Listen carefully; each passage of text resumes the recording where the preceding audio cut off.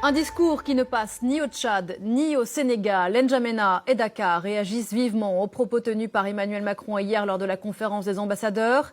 Le président français y a estimé, je cite, que des dirigeants africains avaient oublié de dire merci à la France pour son intervention dans la lutte contre le terrorisme au Sahel. Fin de citation.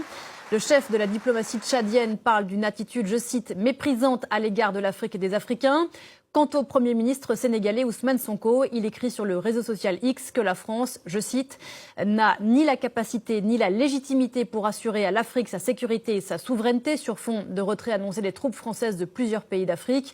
Bonjour Elimane Ndao, vous êtes à Dakar pour Parlons-en et Ousmane Sonko de rappeler, je cite toujours, que si les soldats africains ne s'étaient pas déployés lors de la Seconde Guerre mondiale pour défendre la France, celle-ci serait peut-être aujourd'hui encore allemande. Voilà, c'est ce qu'on appelle une réponse cinglante. Absolument, une réponse cinglante qui fait la une de beaucoup de journaux, de beaucoup de quotidiens sénégalais ce matin, qui reviennent sur ce tweet d'Ousmane Sonko. Réaction également sur les réseaux sociaux de Sénégalais et d'Africains. Le tweet d'Ousmane Sonko a été vu plus d'1 million de fois depuis cette annonce. Et c'est pas la première fois qu'Ousmane Sonko désavoue publiquement Emmanuel Macron. La première fois, c'était lors de la visite de Jean-Luc Mélenchon. C'était au début de leur mandat, au mois d'avril-mai.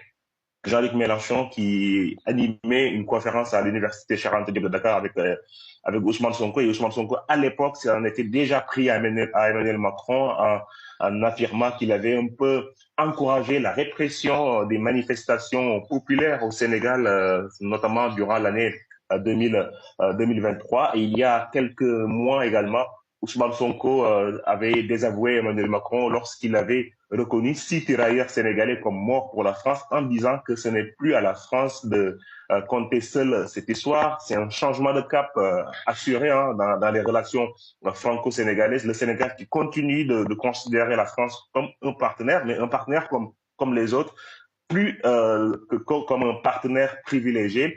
Et dans le discours, le ton a changé entre ce qu'on a connu d'habitude durant les régimes précédents, des présidents qui étaient pas forcément en désaccord avec la France. Là, il y a plusieurs points de désaccord soulignés dans le ton entre les nouveaux dirigeants sénégalais, Bassirou Diomaye Faye, Ousmane Sonko et Emmanuel Macron, le président français.